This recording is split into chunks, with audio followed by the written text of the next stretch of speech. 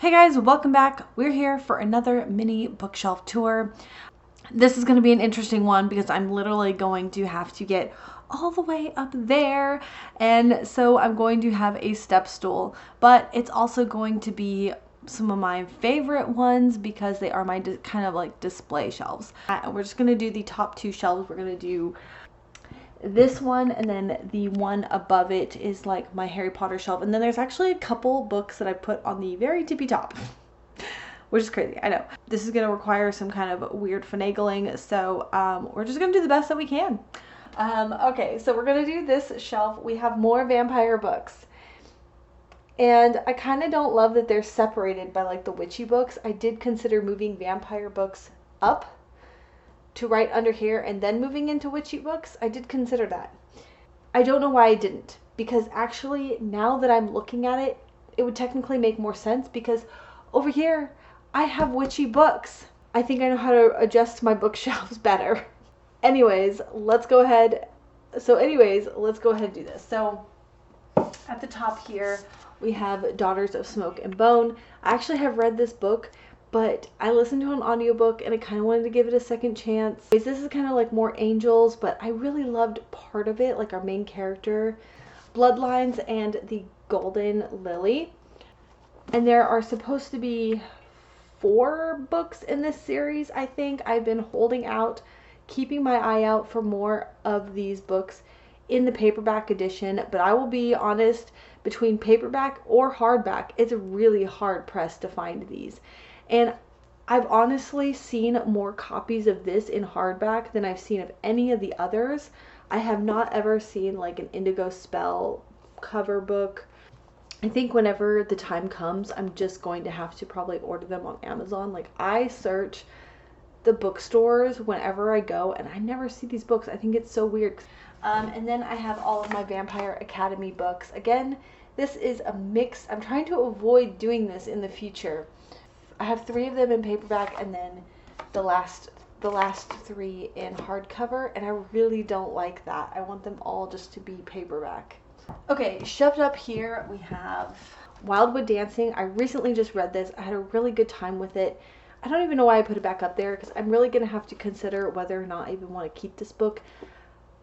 I don't think I would return to it, but then sometimes, even if I'm not necessarily going to read it, I just finished reading it and I think it's going to come up in a lot of maybe videos, but I don't necessarily need to hold on to it. I don't know. Anyways, this one's on the fence for whether or not I'm going to unhaul it. I think that it is too damaged, that it's probably not going to go back to a buy-sell trade. It's probably going to go into a little free library. And then I have this copy of Fablehaven. My son actually got the entire box set gifted to him, so he has the whole box set upstairs. And I used to have more in this series, but I ended up getting rid of them because he got the box set. But I did end up keeping the first one because we were supposed to read it together, and I was like, well, then we can each have a copy, but we never did get around to it. But I'm still keeping the copy. Maybe that's silly and ridiculous. I do like the cover art on this one better than his set, though. Queen of the Slayers by Nancy Holder. An original novel based on the TV series created by Joss Whedon. Sunnydale was only the warm-up. Queen of the Slayers. Yeah, so this is like a kind of a fan fiction kind of story. Then we have this one, Buffy the Vampire Slayer and Philosophy. So this just kind of talks about a lot of the themes that are within the story. I do need to get around to reading this because it goes perfectly into my like Buffy and Books series that I have been doing. I keep coming up with more and more like topics to cover with that. Then I have the first 2 books in a 3-book set by Kendar Blake, One Girl in All the World. Actually, I think it goes In Every Generation, One Girl in All the World. And then there's a 3rd book to the series, but I haven't gotten it yet. And I have not read these yet either, and it's absolutely ridiculous as much as I love Buffy the Vampire Slayer. This follows Frankie Rosenberg, wasn't yet alive when her mom, Willow, her aunt Buffy, and the original Scooby Gang destroyed the Hellmouth and saved the world from the first evil. Ooh, I wonder how they're going to change that, because obviously Willow is gay, but at some point she got pregnant, I guess. Interesting. I'm excited. Okay, then we have this one, Bright and Pale. This is a Russian fairy tale retelling. As far as I can tell, it just takes place in a very cold, cold place. Winter, White and Wicked. This sounds so good. I think there's another book called Rebel, Brave and Brutal. Twice orphaned, Sylvie has chipped out a niche for herself in Lacey, an island cursed by eternal winter. Alone in her truck, she takes comfort in two things: the solitude of the roads and the favor of winter.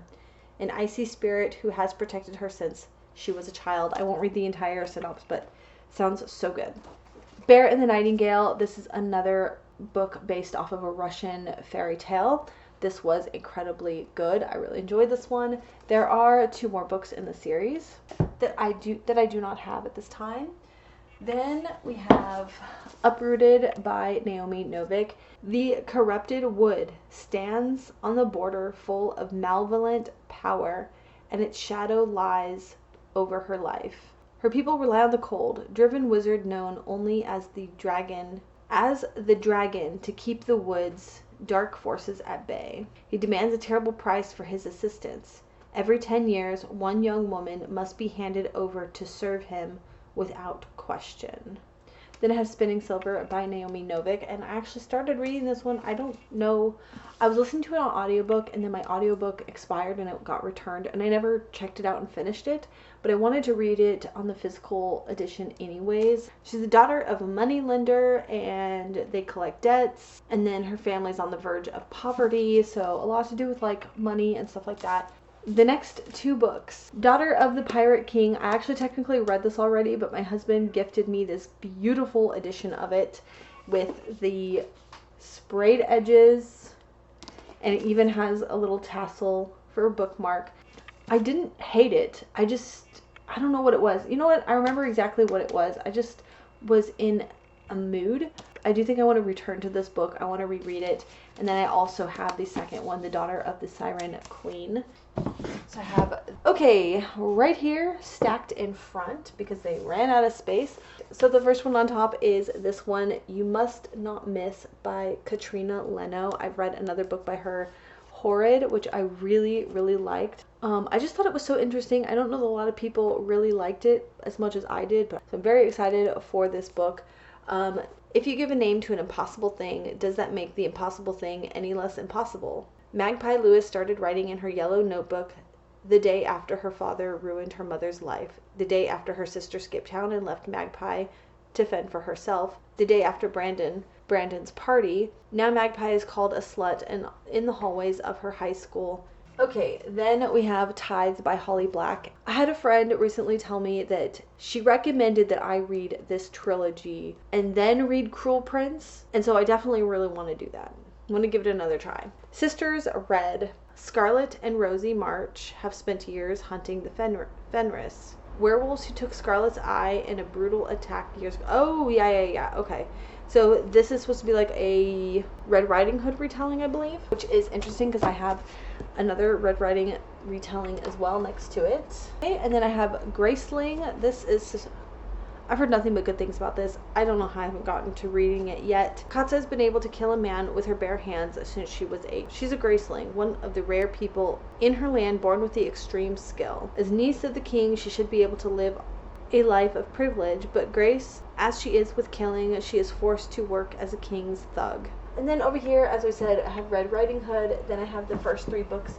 in the Nightshade series. I read this one. I really, really liked it. It's been so many years. I listened to an audiobook, but I keep thinking about it. I keep returning to it. I keep finding reasons to reference this to certain themes that apparently I really like. So I decided that I need to read it again, and I found the other books as well. And this is like a werewolf story, if you can't tell from the werewolf cover.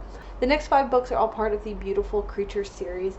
I read the first 3 books before, and I absolutely love Beautiful Creatures. I also really love the movie. It's so good. It's also about witches, but you can like stay good or you can get turned evil, and the main character is like really afraid that she's going to turn out like her mother. And then if you go evil, like you have to be away from your family and stuff like that. So Also, if you really like books that talk about other books, this is really good. All right, this is going to be a little bit more awkward because my step stool is only so high. Wait, I have another one that's a little bit taller. All right, I'm just going to point with my hands. Here, let's get you closer because you can't see my face, so I'm just going to look at something else. Okay, this is my Harry Potter knickknacks shelf. So I have this wand that was actually given to me as a gift by a friend for Christmas a couple years ago. Such a sweet and incredible gift. I'm not even gonna lie, it is this wand. It is Voldemort's wand. Then I have Harry Potter's glasses here. Then I have this mug that came in an Owl Crate box. It's just too beautiful to use for actual beverages, so I just use it to hold knickknacks. I don't want to pull all this stuff down because some of this stuff is like literally balancing the box set of books, which are very, very used. This is a Gryffindor tie, which I got it at a Comic-Con event where you can get like a mystery box, but it was all Harry Potter stuff. And then this little head boy thing is when we went to Universal Studios. My son, he did the whole thing, and he is a Slytherin, which fits him so perfectly, but he rode a ride that he was really afraid of, and so when he got off the ride, we went and took him and got him a badge for his robes. And then I have this little pumpkin because it actually came off of one of the pumpkin drinks that you can get at Universal Studios. A chocolate frog container up there, a butterbeer container. Oh, there's a little charm. A butterbeer mug. These two Harry Potter coloring books. So this one is Places and Characters. As you can tell, I found this for $2. And this one, Indescript. It just has like beasties and all kinds of things, I think. So, Tales of Beedle the Bard, Harry Potter and the Cursed Child. I waited forever to get this. I just didn't think I was going to read it or like it. I found it for $2, and I just felt that it probably should go with the series. Yeah, I don't know how this is going to go. I kind of want to read it, but I haven't yet. I don't know. Fantastic Beasts and Where to Find Them. And this is such a treasure. I absolutely love this one. This is the Prisoners of Azkaban in the Ravenclaw 20th Anniversary Edition, and it has the Ravenclaw sprayed edges. I think it'd be really nice to have like the whole set with the Ravenclaw because these are so beat up. Well, really just the first 3 or 4 are really beat up. The 5th and 7th are not so bad, but I just love that this has such a fandom that you can have your house colors and all that, and it feels very personal, and they just did such a good job with that, you know, making the fandom so personal. A Funko Pop of 11. She doesn't really go there. Oh, there's stuff in here. This also came from Universal Studios. It's cauldron cakes. It's like, it came with a cauldron, and you can like make your own cake and you like microwave it, and so then you can eat your cake out of a little cauldron. It was really cute. Inside I have some cool stuff. Here is a replica of Hermione's necklace that she uses to time travel so she can be an ultimate nerd. I love this. I don't know why that's hiding in a box. And then we have a little container of Bertie Bott's beans. And yes, there are still jelly beans in here because no way in hell are you going to get me to eat a sausage flavored candy or a rotten egg flavored candy. I think my son actually got these and he was so mortified when he ate like a dirt one or something. Like, that's not even the worst one. They have vomit flavored one. Like, that's disgusting. So, I ended up just kind of swiping these and adding them to my shelf up. Yeah, no one's gonna eat this crap. Oh, little picture of my son. It's adorable. I have a pair of these glasses that my husband found, and I would actually wear these with my cloak to Universal Studios when we would go. I love these. They're so much fun. These are Luna Lovegood's glasses. And she was one of my favorite characters. She was also a Ravenclaw, so, you know, naturally. Alright, then we have Wondersmith, and we have Nevermore and Wondersmith. It does kind of bother me that one's a paperback and one is a hardback. I read Nevermore, and it is so cute. It's so good. It's definitely a middle grade series. but I definitely recommend it. And I think, isn't there a third book now in the series? It's a wand box is back there. Anyways, I'm not going to pull that wand box out. It's just another wand. I think it might be... So going over here, we have the first 4 books in the School for Good and Evil series. This series seems so cute. Magical Schools, I felt that it fit there. We have 4 books in the Keeper of Lost Cities series. I have 1, 2, 4, and 5. I'm missing 3. And then on the very bottom, I have another Brandon Mulbach book called Dragon Watch. My son was really into dragons, so every time I'd see dragon books, I tried to grab them for him. And I think he's over dragons now, so he hasn't read that one. If I suggested, he doesn't want to read it. I wish you could kind of put it like this, and then you could stack them. This might actually move all the way up to the top. On the very, very, very tippy top, this little creature that came from my grandma's house. Winnie the Pooh, I've had that since I was young. The one on the very bottom, also a book that I had when I was really little. Illustrated edition of Alice in Wonderland, and then another boxed book of I Captured the Castle. That concludes this episode. I hope that you really enjoyed it. If you like more videos like this, you can subscribe, hit the bell, and be notified when I upload more videos like this.